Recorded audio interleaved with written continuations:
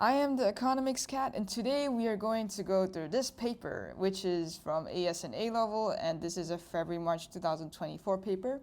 And in the February-March series, there is always only one variant, which is 1-2, and that's what we'll be going through today. All right, so the first question. Why does a production possibility curve exist for every economy? Now, production possibility curve, also known as PPC for short, is the typical definition of this is that it's a diagram that shows the maximum output of a combination of two goods.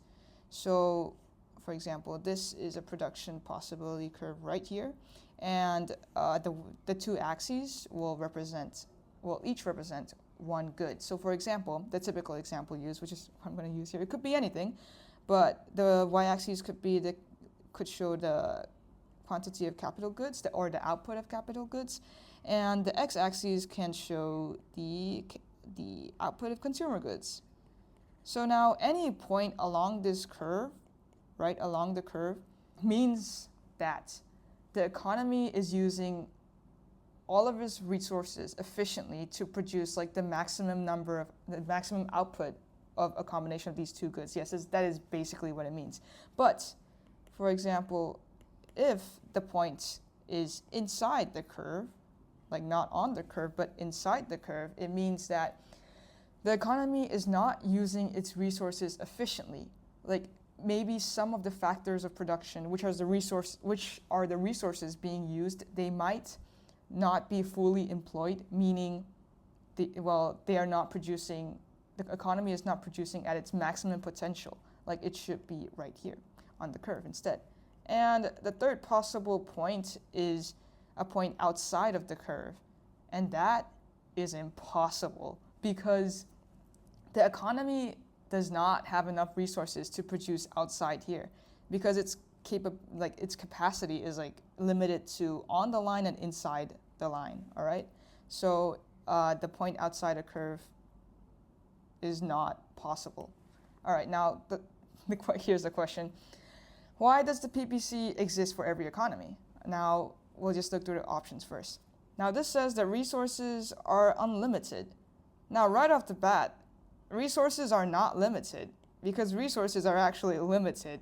There are many scarce resources and we do not have enough to satisfy our unlimited wants. So resources are limited. This option cannot be correct. The next one says that resources have alternative uses.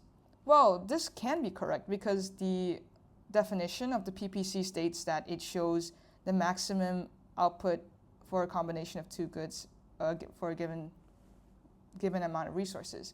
So this basically means that you can use your resources to either produce capital goods or consumer goods, or like a certain number of both along the curve. Like it probably won't be 100% capital goods or consumer goods. So this is possible, so we'll keep this in mind.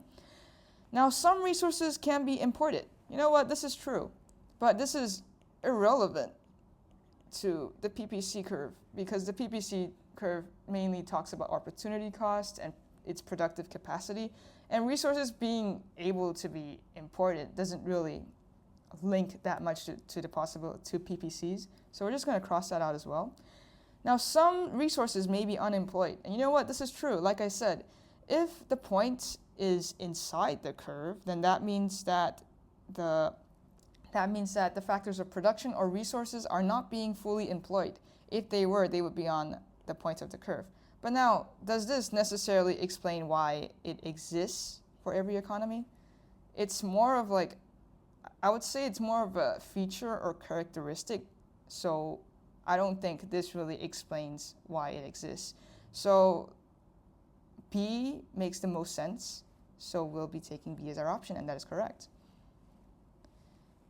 Now for the second question, it says which statement is a normative statement? All right, so what are normative statements? Normative statements basically means that the statement has a value judgment. And value judgments basically mean opinion. So as a whole, what are normative statements? Normative statements are statements that contain opinion and are not exactly supported by evidence or facts. Whereas the opposite of this, oh goodness, sorry. Whereas the opposite of a normative statement is a positive statement, which, like I said, it's the opposite of it. So meaning positive statements are factual and they are supported by evidence and they contain no value judgment, no opinions. Like, it's factual. It's straight to the point. So, all right, let's look at our options. Aggregate demand will increase following a decrease in interest rates. Now, you know what? That is true. That does not seem to have any uncertainty or opinion in it. So it's possibly a positive statement. So that sounds more like a positive statement. So probably not a normative one. A rise in unemployment will decrease inflationary pressures. You know what? That sounds pretty certain as well. So that sounds like a positive statement, yeah? The incentive to work will rise if benefit payments are reduced. Well, yeah, that seems like a positive statement as well. It doesn't really use uncertain words like, oh, it could be, it should be, never, only, like no definitive word being used. So this seems correct. Now, unsustainable economic growth is more harmful to the economy than hyperinflation. Now, is more harmful. Now that's kind of like, that sounds like a value judgment or an opinion right there. Like, who knows whether unsustainable economic growth can be more harmful than hyperinflation or not. Like, depending on what factors you're talking about, like either could be more harmful, but whatever it is, this sounds like an opinion. It has a value judgment in it. So this is possibly a normative statement. Oh, sorry, that's not. So that means like it's not the same to these, yeah. But so that means that B will be our option, and that is correct. All right, now we're going to move on to number 3, which says, which combination best describes the basic economic problem? So what is the basic economic problem? This is, okay, so the basic economic problem basically means that resources are limited or finite. And basically it means that they are scarce. And wants are unlimited or infinite, which means that they are endless. And the problem, the basic economic problem, states that because of these limited resources, we cannot satisfy the endless wants. And that is the problem we have in our economy. So anyway, we look at this. And now we match it up with this table. All right, so wants, right? Wants need to be unlimited, so it could be either one of these. And now for resources, they should be unlimited. Sorry, they should be limited, so it should be this one. And that matches up, so the answer is B. Now, number 4. What is the main reason an economy is unlikely to rely completely on market forces to allocate resources? All right, what are market forces? So market forces also basically refer to the price mechanism, or basically the forces of demand and supply. And this is what a typical demand and supply curve looks like, with your downward sloping demand curve and upward sloping supply curve. And we'll have a D and a S, and then the y-axis would represent price, and the x-axis will represent quantity. Demanded or quantity supplied, oh god, basically quantity. So, what is the main reason an economy might not rely on this to allocate resources? All right, so the first option states that demerit goods will be oversupplied. Well, you know what? Usually that sounds correct, honestly. That is usually the typical characteristic of a demerit good, which are basically goods that are more harmful to consumers than they realize, and they are oversupplied. But is that really the main reason an economy might not use it? Well, they are most likely always going to be oversupplied. So that's probably not the main reason, right? So let's check the other options first. Now it says that the merit goods will be undersupplied. And merit goods are goods that are more beneficial to consumers than they realize. And they are, yes, they are actually, one of their typical characteristics is that they are undersupplied. Now, but again, is that a main reason why economies might not use the market forces to allocate? their resources? No, maybe not actually. So let's go to the next one. Now it says private goods will not be supplied. Private goods are the opposite of free goods. So private goods use scarce resources, need to use scarce resources to be produced, meaning there is an opportunity cost to providing these private goods, which is why consumers are more willing to pay for these private goods because there's an opportunity cost to them. But now it says that private goods will not be supplied. Well, that is actually not true because you have this demand and supply diagram, right? And this always represents a private good. For example, this could be the demand and supply curve of cars. So like the demand of cars and the supply of cars, and cars are a private good. So they're always supplied actually in this diagram. If you look at it, no matter what, there will be equilibrium quantity supplied somehow represented in this curve, in this diagram. So honestly, this diagram always represents a private good. So that is like downright wrong. That cannot be it. That's definitely not the main reason. Now, the last one says that public goods will not be supplied. Now, what are public goods? Well, the main characteristics of public goods is that they are non-rivalous or non-rival and non-excludable. Now, what this means is that non-rival means that the consumption of the good diminishes its use for another consumer. And as an example, if I bought a chocolate bar, right? If I bought a chocolate bar and I ate the chocolate bar, can another person eat what I have eaten? Like it does not exist anymore. It's in my stomach and they cannot eat it anymore. Meaning, like it decreases its use for another passing consumer. So it is non-rivalous because public goods do not have that characteristic. Like if you use it, it will not diminish its use for another consumer. Now, non-excludable means that you cannot stop a consumer from consuming this good. So, for example, the chocolate bar, all right? If I need to get the chocolate bar, I need to pay money for it. So if someone doesn't have enough money to buy it, then they can be excluded from being able to access it, right? So public goods are like non-excludable, meaning that you do not need to pay or really there are no restrictions to being able to consume it.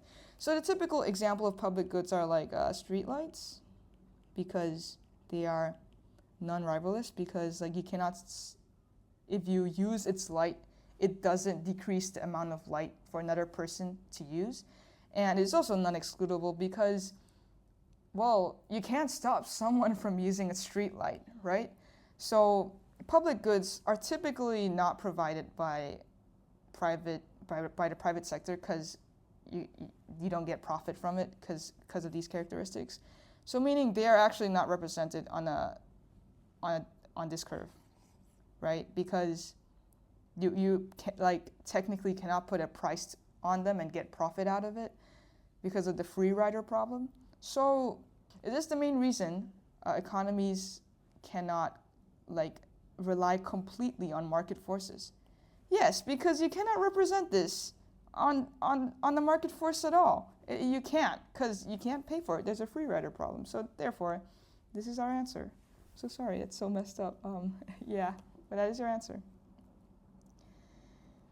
All right, next question, number 5. What is the opportunity cost to a person of spending $20 on a new pair of sports shoes? What is an opportunity cost? An opportunity cost is the next best alternative given up. Meaning, I could have used this $20 to buy something else, like my second top priority instead of this. So what could of my second top priority have been, right? So now let's look at the options. All the other things the person could have bought, that is possibly true, because it should be the next best possible thing, right? So they could have bought something else instead of the sports shoes. So that might be true. So let's consider that. The cost of getting to the sports shop. Well, could the cost of getting to the sports shop be our second priority? No, that's not related to choosing something. That is not really related to what you're choosing, what you're going to buy. That's not related to choice. That is just getting to the shop. So this is irrelevant. No, that can't be it. Now, the current value of the person's old pair of shoes. All right, now, how does that relate? Where, like, when we talk about opportunity cost, it's like a list of things you could have bought or you could have gotten instead, not exactly like the value of an old good. So that can't be right as well. Now, the next best thing you could have bought with the $20. You know what? This seems perfect. This is absolutely perfect because opportunity cost is the next best thing given up, right? So the next best thing. This one is the main point. This one really directly targets it. So between A and D, although yes, it could have been the other thing a person could have bought, it says all the other things. But while opportunity cost mainly refers to like the second best thing, strictly the next best thing, right? And with this D, like illustrates that better than A, so we're gonna go with D, which is also the correct answer. Now moving on to number 6.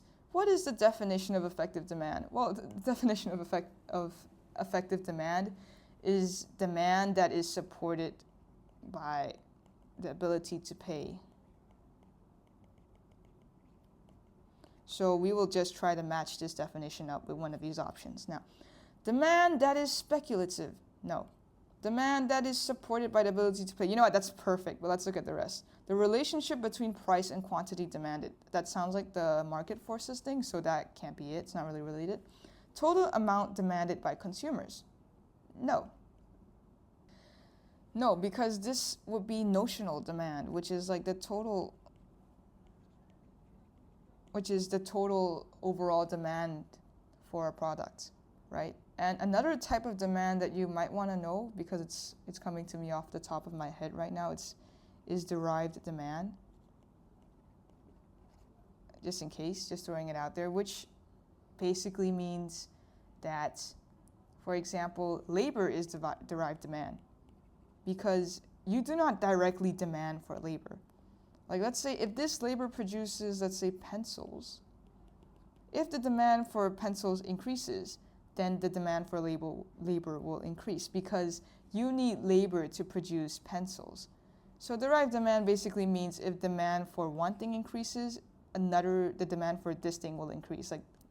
Like only if the demand for pencils increase, the demand for labor will increase, which is why labor is derived demand, because the good of another thing, the demand for the good of another thing must increase for this good's demand to increase, if that makes sense. But anyway, so what is the definition of effective demand? The answer will be B, because that is what directly ties to its definition. Number 7, the price elasticity of demand for good X is minus 2.4. You know what? Let's just say PED. The PED for good X, oh God, is minus 2.4. Its income elasticity of demand, also known as YED, is minus 0.4. And, oh man, and the cross elasticity of demand, also known as XED, for good X with respect to good Y is plus 0.8. What is the correct description of good X? Before we look at the answers, let's write this down again, just to get a clearer idea. So good X, right? We're looking in the perspective of good X. The PED of good X is minus 2.4. The YED of good X is minus 0.4. XED in respect to good Y, right, is plus 0.8. Now, let's see what each of these values tell us. Now for PED first. So usually the PED value, the sign of the PED value doesn't exactly matter, so we're just gonna not look at that. Now this is the value, or the coefficient of the PED is now 2.4. So if the value of the PED is greater than 1, then that means that the PED of the good is elastic.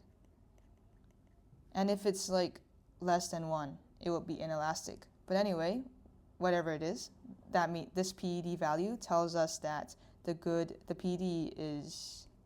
PED for good X, is elastic. That's the first point that we know. Now the second one, YED, or income elasticity of demand, is minus 0.4. Now for the YED, the coefficient, no sorry, the sign does matter. So the minus sign tells us that this is an inferior good, which basically means that the relationship between income and quantity demanded is inversed, which means that if income increases, then quantity demanded will decrease. So if this were like a plus sign, this would be a normal good, where the relationship between income and quantity demanded will be like proportional and direct.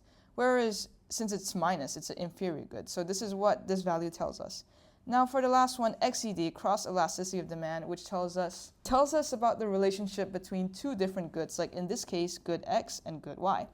So the sign can tell us whether these two are substitutes or complements. Now, because the sign is a plus, they are substitutes.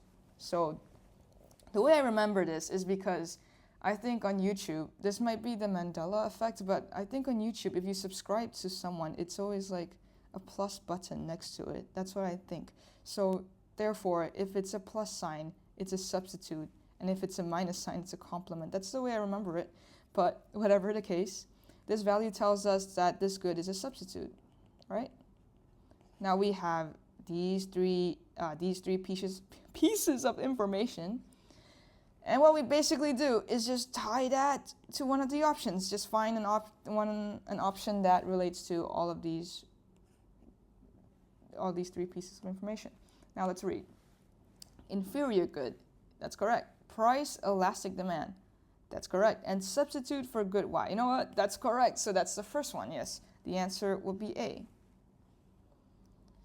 Now, the diagram shows two straight line demand curves, X and Y. Okay, so what is correct about these two curves? Right, let's read. Both X and Y are unit price elastic over their whole length. You know what? At first glance, this might sound true, but actually, there is this thing about point elasticity of demand where the PED value is different for every point along the curve. So what I'm trying to say is that the PED value is never constant along every point of the curve. So when it says over their whole length, that is wrong, because the PED value is just like never the same depending on how far the point changes, right? It might indicate a more elastic or inelastic demand change, right? So if it says over its whole length, if it says over its whole length, then that's not possible. So this option is wrong. Both X and Y have the same elasticity at every price. Like I said, the PED value is not the same at every point of the curve. So same elasticity at every price, no. X has a higher price elasticity than Y at every price. Now you know what, let's see if that's true actually. So typically, right, along a demand curve or a supply curve even, on a demand and supply diagram, so let's just draw one real quick with just a demand curve. So this would be D, right? And this would be price and this would be quantity. So the middle, literally like the center of the demand curve, will have a PED equal to exactly, and then the, oh god, I need to stretch this. But yeah, it's not supposed to be that wonky. But this top point here, the line where it intersects with the y-axis, like the top point there, the PED at this point is infinite. And the PED at the end right here is equal to 0. So basically, this shows that as you go down along a demand curve, the PED value decreases. And when the PED value decreases, it means that like the PED becomes more price inelastic as you go down the curve. Putting this into mind, we can pinpoint the center of each demand curve So for x, it would be right here, and for y, it would be right around here. So this is where PD will be equal to 1. Now it says here that x has a higher price elasticity than y at every price. Now if you look at it, for example, if I am at this price, whatever the value is, let's say x, okay? If you like trace this price along these two curves, like this would be the point for x and this would be the point for y. So as the PD for y is exactly 1 here, it would decrease as you go down here. So it might be like, it will be definitely less than 1. Let's say 0.8 here. But whereas it'll be 1 right here. So this means that yes, at this point as this price point, the PD for this x curve will be 1 and the PD for this y curve will be 0.8 or basically less than 1. So x has a higher price elasticity than y at every price. You know what? That is true because it's higher here, and as you go down, you know what? It'll show like the same relationship, if that makes sense. So this one seems like the correct answer. Now, the second one is that y is more likely to have substitutes than x.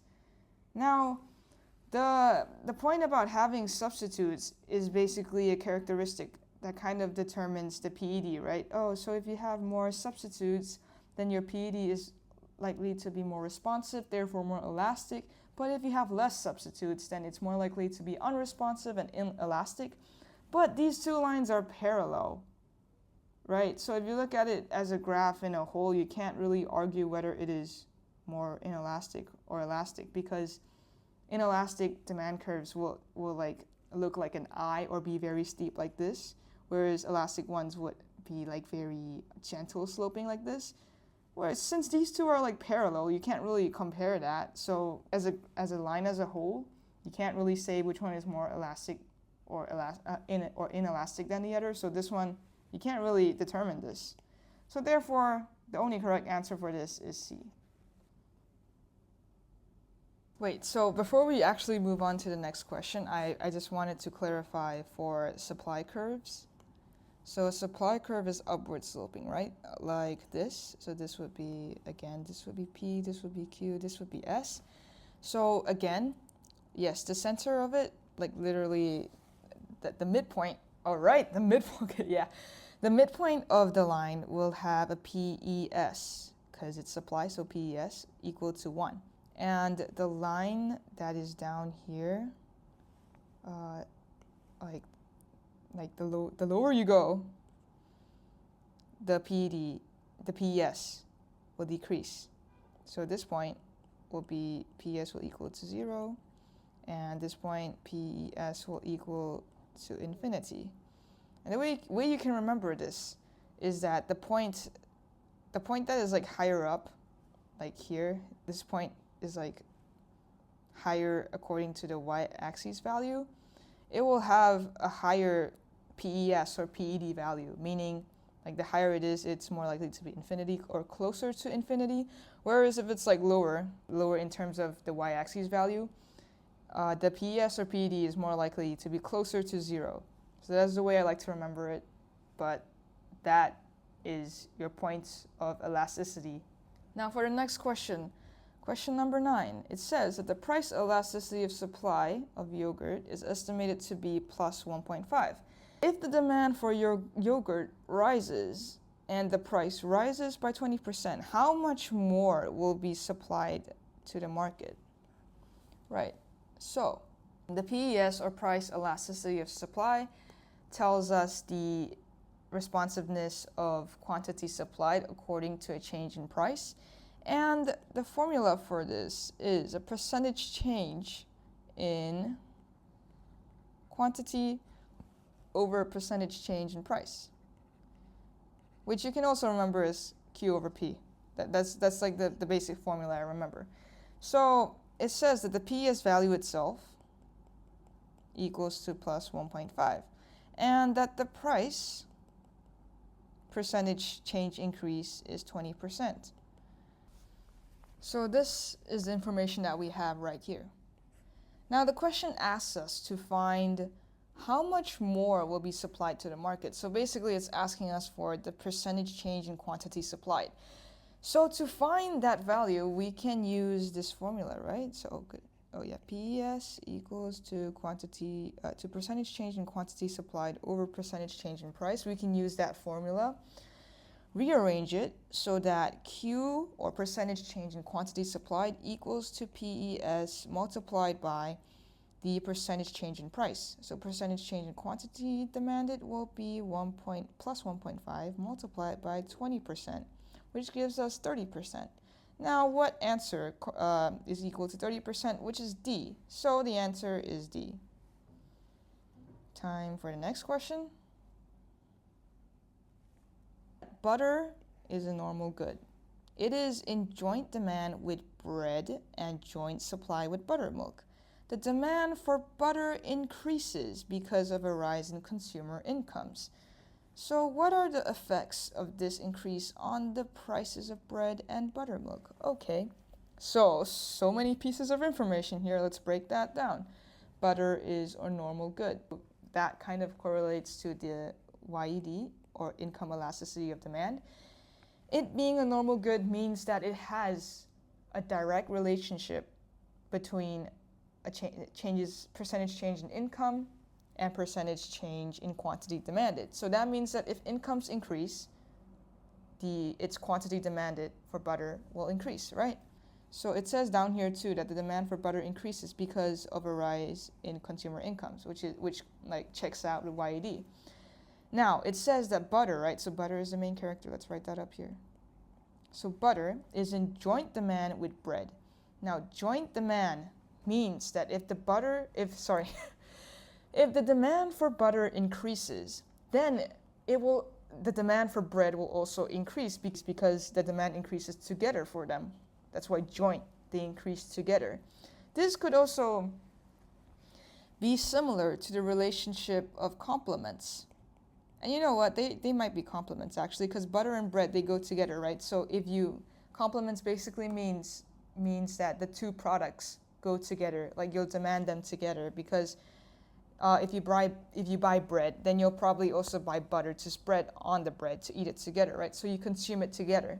So that is a relationship of butter and bread. Now it says here that it is also in joint supply with buttermilk.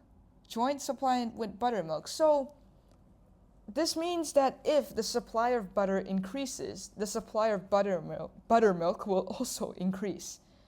Because together, again, joint supply, they will increase together. So now, right, to get a clearer idea of this, let's just draw demand and supply curves for every single one of them, and then see how the curves shift, right? So let's just draw that real quick. Now this is the main character. This is for butter. This is like Butter's demand and supply diagram. Downward sloping curve is D, upwards is S, and y-axis is P for price and Q for quantity. And now this one will be buttermilk, which is in joint supply. So let's just write J supply so that we know. So again, downward is demand, upward is, we'll just keep it like that. Upward is supply, P and Q, and this one is bread, right? Joint demand. Downward is D, upwards is S. And then P and Q. Right, so what happens again? The demand for butter increases. Okay, demand for butter increases. So that means that the demand curve shifts to the right because demand increases, right? Okay, so now let's see what happens actually. If the demand for butter increases, now look at that, all right? The price, the equilibrium price increases, and the equilibrium quantity demanded and quantity supply both increase, right? So this is Q, this is the new QD, this is the new, where's this? New P. So if you look at that, the quantity demanded and quantity supplied, or like the equilibrium quantity, increases. So that means that let's look at buttermilk first. Since this is in joint supply, because the quantity of butter increases, like the supply of butter increases. So that means since it is in joint supply with buttermilk, the supply of buttermilk will also increase. So the supply curve will shift to the right to indicate an increase in supply, right? And for bread, because it is in joint demand, and as quantity demanded increases, because equilibrium quantity increases, right? So both of these increases. Since they are in joint demand, it means that the demand curve for bread will increase because demand overall increases. So the demand curve will also shift to the right. All right, now it says that what are the effects of this increase? Now it asks us for the price of bread and the price of buttermilk. So you can just pinpoint the equilibrium price for buttermilk, which is right here, and the new equilibrium price is here, which means that it has decreases, right? For buttermilk at least. And then for bread, pinpoint the equilibrium price and then the new price, and the equilibrium price has increased, right? So now what we're looking for is buttermilk price decreases and bread price increases. All right, let's look at bread first. Bread price should increase, so it could be either one of these. And then buttermilk price decreases, so it's this one. So these two match up, so 10 is C, and that is correct. Now, number 11. Oh goodness, sorry. All right. The diagram shows a competitive market in equilibrium with the price P and quantity Q sold. Which area represents the producer surplus? Oh boy, the producer surplus. So what is the producer surplus? As a typical definition, the producer surplus is the difference between the market price and the price that producers are willing to produce at, right? And on a graph to represent it, so to represent it on a demand and supply graph, right? You have your demand downwards is D, upwards is S, D and S, and then P and Q. And you have your equilibrium price here and equilibrium quantity here. Let's just put a E on that, and P and Q, right? Equal PE, let's do that, right? Now on this graph, the producer surplus is indicated by the area between this equilibrium price line and the supply curve line. So this area right here is the producer surplus. And you know what? While I'm doing that, the area between this market price line and this demand curve, the area between that, I'm gonna just do it with red so you can see clearer, is the consumer surplus. A way I remember this is that, you know how consumers or customers are always right and they're always superior, kind of, right? So on this graph, you have these two triangles. Remember, the top one is always the consumer surplus. That's the way I remember it.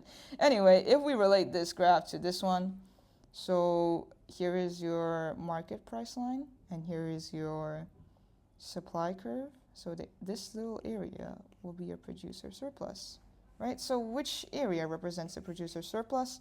Should be this part. So that means P, U, and W. Look for P, U, W. You know what? PW also works. So it's this one, 11A, and that is correct. Number 12. A policy that aims to reduce the degree of inequality of income will also reduce the level of employment in a country. What is most likely to be such a policy? So this question is basically asking us, what is this policy? And it has given us two pieces of information about it. The first one being that it reduces the degree of inequality of income, which also means that equality of income has increased, and that it also reduces the level of employment in a country. So first of all, let's just look at our options. The first one says that the effective minimum wage has increased by 25%. All right, what is an effective minimum wage? Well, an effective minimum wage can be shown on the labor market diagram, which is very similar to a demand and supply diagram. So the labor market, right? It's similar to a demand and supply diagram, except on the y-axis, instead of price, we have the wage rate or the wage level. And on the x-axis, we have the quantity of labor. And this is basically a demand and supply diagram that represents the market of labor. So yeah, it's pretty similar. So downwards is D, upwards is S. And of course, we have our equilibrium wage rate and our equilibrium quantity of labor. So WE and QE, right? So what is a minimum wage? Well, a minimum wage intends to increase the equilibrium wage or the average wage rate, right? So that people with lower incomes will receive higher incomes. So now, to make sure that it's effective, right, we will want our wage, this minimum wage to be like greater than our wage rate, our equilibrium wage rate. So that means to make sure that it's greater than it, it's more than it, that lower incomes, people who are earning lower incomes will get an increased wage. This minimum wage will have to be placed above the equilibrium wage, right? Wage rate. So it'll be right here.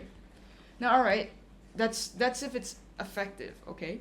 So, okay, what happens if we put it down here? Oh goodness, I thought that was a straight line. What if we put it down here? What happens then? Well, you see, since the minimum wage kind of acts like a wage floor, like this is where wages must start from, the value of wages must start from, it means that the wage can only like start increasing from that point. So if the minimum wage were like under the equilibrium wage rate, then it would start increasing from here. So honestly, that doesn't really give much of an effect because then it'll just return to this spot. However, if it's above the equilibrium wage rate, then wages will have to start from this point. It will start increasing from this point, which is, so however much it increases, it will always be greater than the equilibrium wage rate, the original one. So that means that lower income people who were originally earning this amount of income will definitely get an increase in their incomes. All right? So what this says is that the effective minimum wage has increased by 25%. And you know what? This value doesn't exactly matter because we know it increases, right? So that's all that matters. So the minimum wage increases. So that means that lower income people who are earning at the equilibrium wage will have an even higher increase in their incomes. So that's good, right? Because those with lower income earners will earn greater incomes, whereas the higher income earners are not being affected in this case. So that means that those with lower incomes might be able to match up with those with higher incomes, but basically it means that equality of income has increased. So you know what, that actually ties to this fact, this characteristic, you would say, reduce the degree of inequality of income. Yes, that's true, right? So now, interestingly, if you look at the minimum wage on this labor market, you'll see that because if it's placed above the wage equilibrium, the lines aren't exactly intersecting. So the quantity supplied and quantity demanded of labor are different. So it's not really touching, but it's not really touching, but the quantity supplied of labor is here, and the quantity demanded of labor is here. So that's QS and QD. So why is this interesting? Well, you see, at this original equilibrium wage rate, right, we have this equilibrium quantity of labor, and because that is where the supply curve and demand curve of labor intersects, that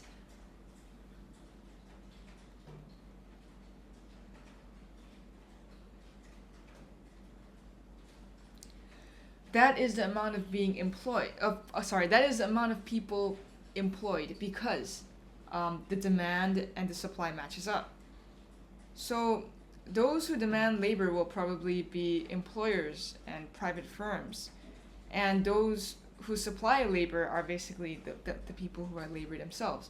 Well, if it's not at this equilibrium wage rate and it's at this minimum wage rate, the quantity supplied of labor is greater than quantity demanded of labor. That is because, well, if the minimum wage increases and if like the lowest income you can get basically increases, more people are attracted to work or to get like to be paid. So more people would enter the workforce, hence an increase in quantity supplied of labor. However, if the minimum wage rate increases, then firms and employers will be less attracted or interested in hiring people, because higher minimum wage means higher wage basically, and higher wage means increased production costs, and that will decrease their ability to supply the good because, well, it's become more expensive to produce it. Labor is more expensive, then these employers might turn to using capital or machinery instead. So the demand for labor will decrease, hence this gap.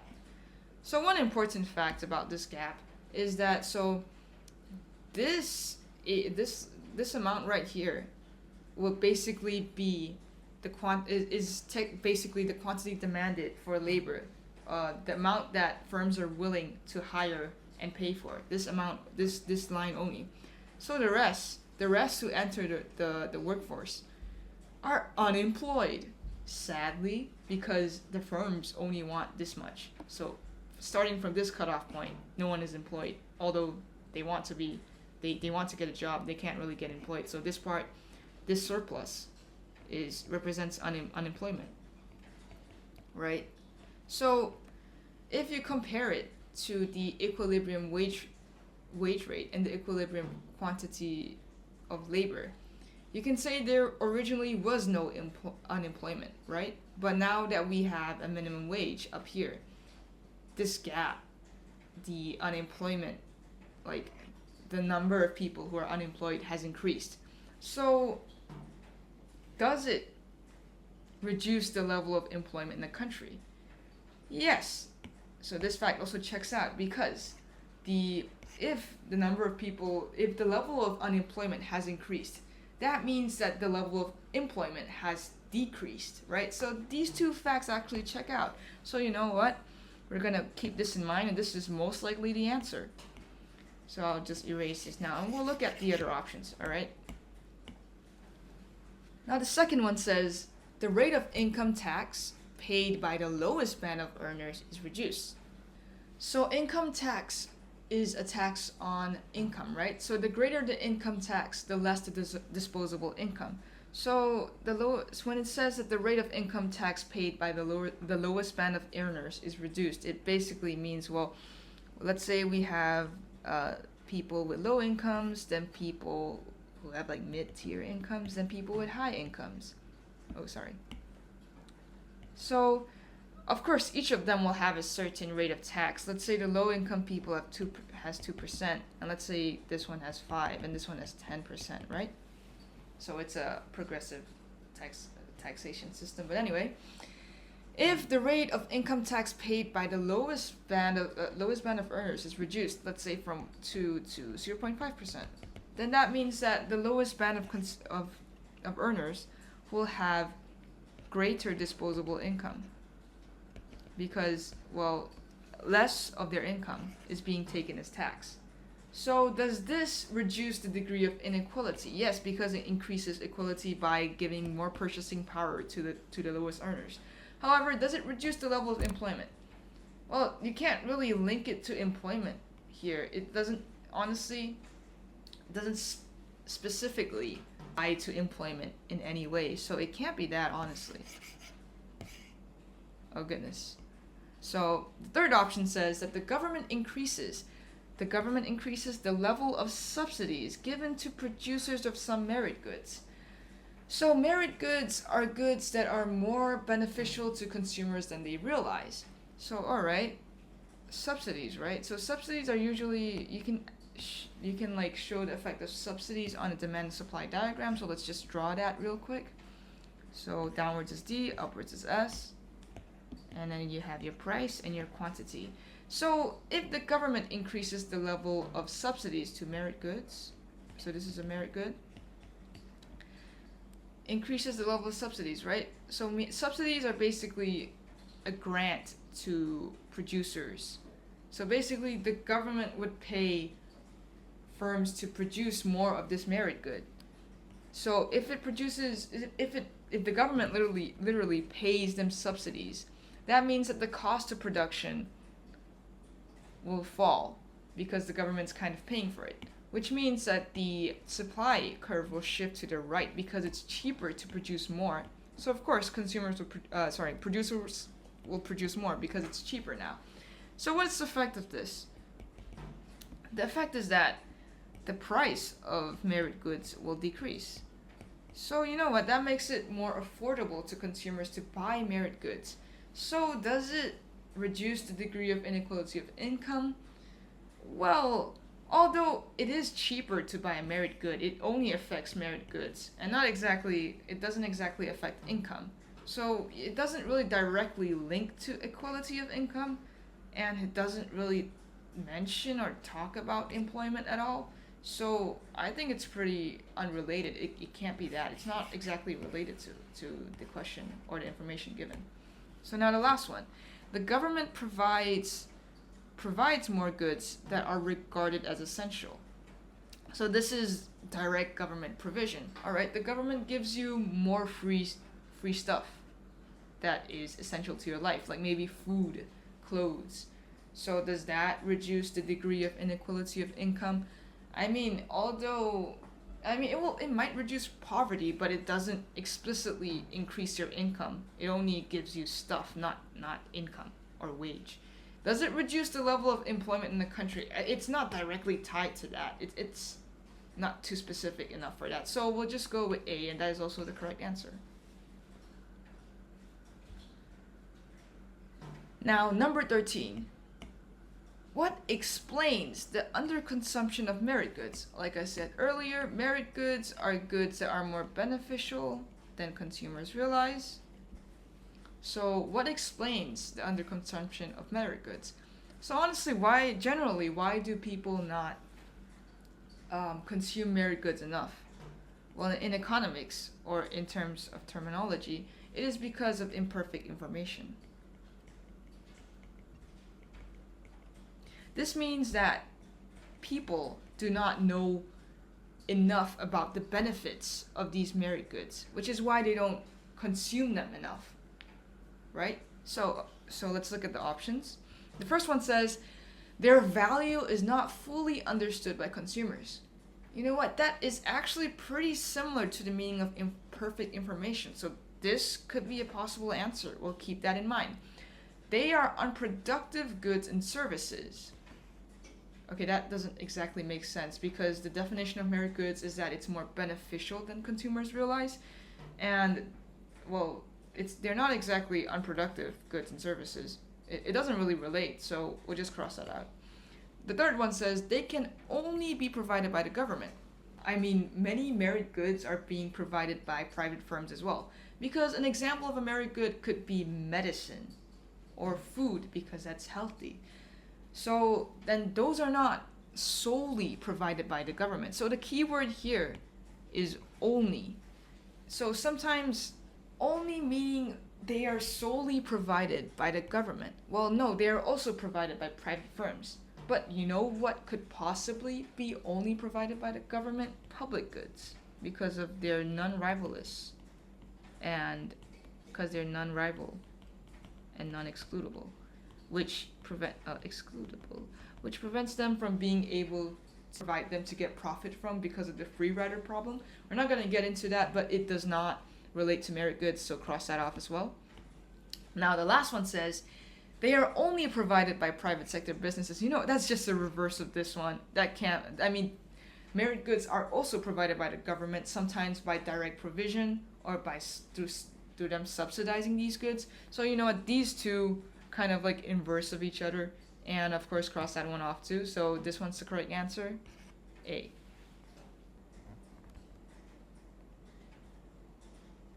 Okay, so number 14.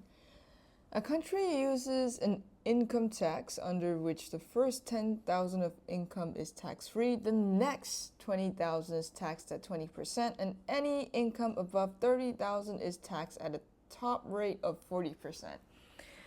It also levies a sales tax of 10% on most of its products. Which combination of tax changes is most likely to create a more equal distribution of income in the country? Okay, so let's just break this information down first. So, and the country uses an income tax under which the first 10K is tax-free.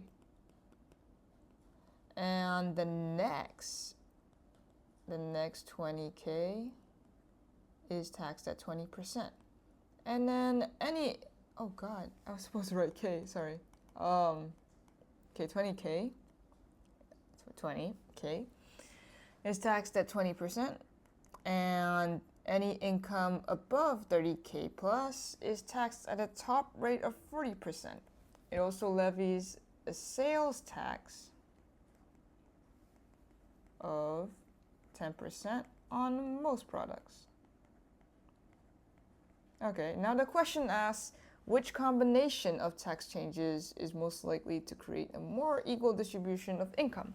Okay, so if we want a more equal distribution of income, that basically means that we want those with lower incomes to increase the income of those with lower incomes, and we want those with higher incomes to have less income. So we want those with higher incomes to have a decrease in their incomes,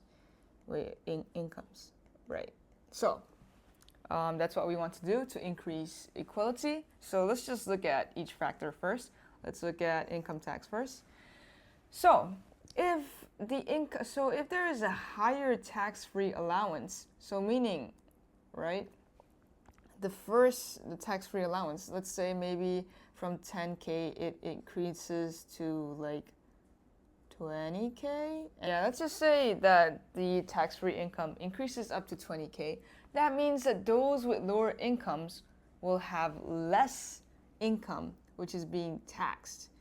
So if there is less tax, right, then that means that there will be more disposable income, which means that there will be a higher purchasing power. So that means you can buy more stuff. So, but it basically means that you'll have more disposable income. So that means increasing the tax-free allowance will increase the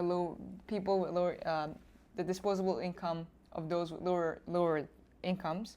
So yes, it does increase. It does create a more equal distribution of income. Therefore, yes, this is correct. Now, as we look at the second one, a higher top rate of tax. Okay, so the top rate of tax is currently 40%. So now let's say, for example, it increased to up to, let's say, 60%.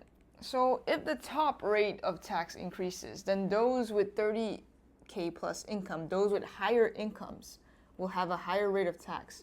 And like I said just now, higher tax, less disposable income, which means that basically less income. So that, you know what, that also creates a more equal distribution of income, because those with higher incomes will face a decrease in their disposable tax, in their disposable income. So yes, these two make sense to leading a more equal distribution. Now, the third one says a lower tax-free allowance. Well, that's just the opposite of this one. So that is obviously wrong. That can't be it. And the fourth one says a lower top rate of tax, which is also the opposite of this one. So that can't be it. So that's also crossed off. Now, between these two options, let's check the one for sales tax.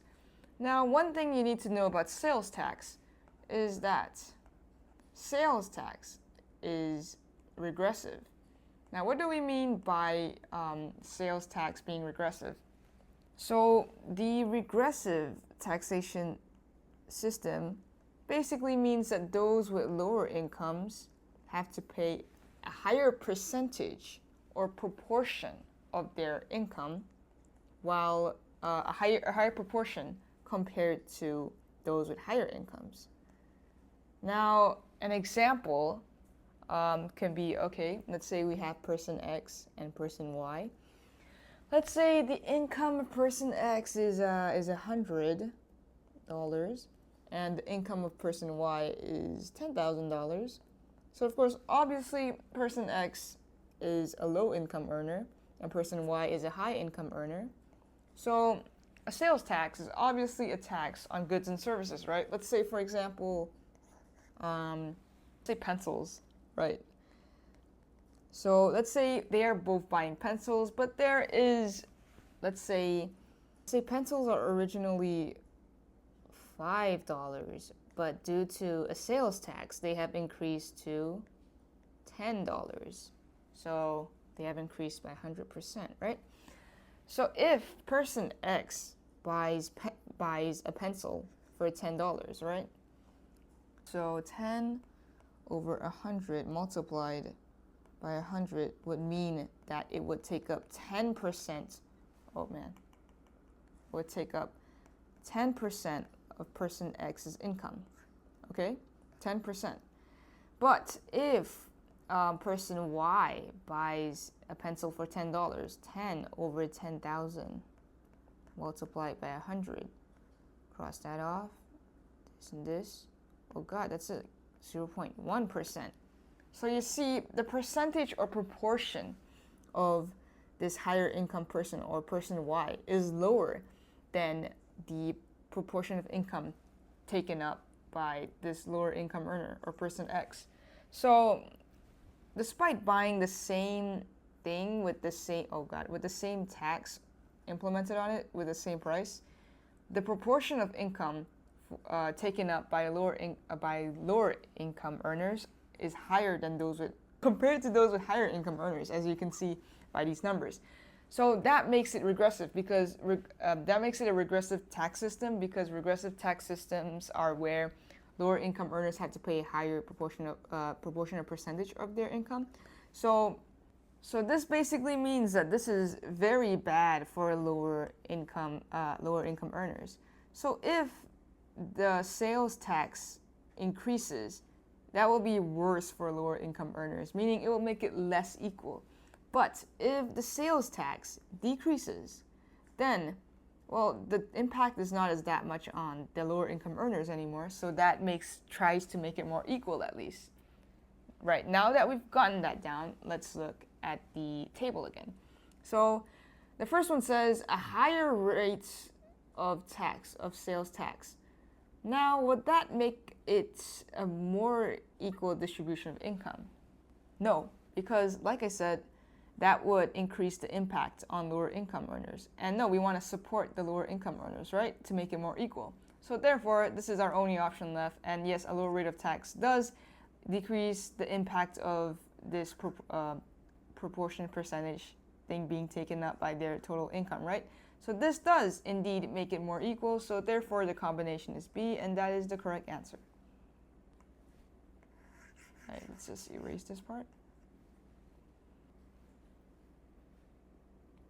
Right, question number 15. It says that the table shows real GDP expressed as an index number in each quarter of 2021. What can be concluded from the table? So, all right, so first of all, when it says each quarter of 2021, a quarter, you can think a quarter would be 1/4, right? And as each year has 12 months, you can quickly assume that each quarter is indicating like a duration of 3 months each. So quarter 1 would last for 3 months, quarter 2 also 3 months, 3 months, 3 months. Okay, that makes sense, right? So now so let's look at our options first to see which one is correct. Inflation reduced the real value of GDP in the first 6 months of 2021. So when you say first 6 months, since one quarter represents 3 months, it would be referring to the first 2 quarters of 2021. Now it says that inflation reduced the real value of GDP. So while yes, the real value of GDP did fall from 99.4 to 99.3, inflation is not the reason for its reduction. You see, definition of inflation is the gradual increase in the general price level over a certain period of time. So inflation if you think about it, would increase prices, not necessarily decrease real GDP. Inflation reducing GDP does not make sense, therefore we're crossing that out. Now the second one says that real GDP was lower at the end of 2021 than 2020. So when, the real GDP at the end of 2021 would be this value, then 2020. So the thing is, we're not given the table for 2020, so we don't actually know. But at the same time, no, actually, sorry, not at the same time, but we are not given the table for 2020. We do not know any of the values for 2020, so we cannot make an accurate comparison. So no, this is also crossed out, doesn't make sense. Now, the third one says, the economy was in a recession at the end of the first 6 months of 2021. Okay, so first 6 months. So Q1, Q2, that is 3 months each. So it must be talking about the first 2 quarters again. Now it says first 2 quarters, right? The economy was in recession at the end of the first 6 months, was in a recession at the end of this. Now, what is the definition of a recession? A recession is a period of 2 quarters of economic decline. And you know what? That checks out because real GDP does decrease between these 2 quarters. And this is also real GDP, which is already accounted for inflation. So yes, this does mean the decrease in this value does mean that that does indicate that the economy was in a recession. So this is a possible answer. So we'll keep that in mind. Now let's look at the last one. The standard of living was higher at the end of 2021 than in 2020. At the end of 2021, so again, it must be referring to this one, this value right here. Then in 2020, again, we are not given the table for 2020, so we cannot make any accurate or valid comparisons. So that one is also crossed out. So therefore, C is the correct answer, and yes, it is the correct answer.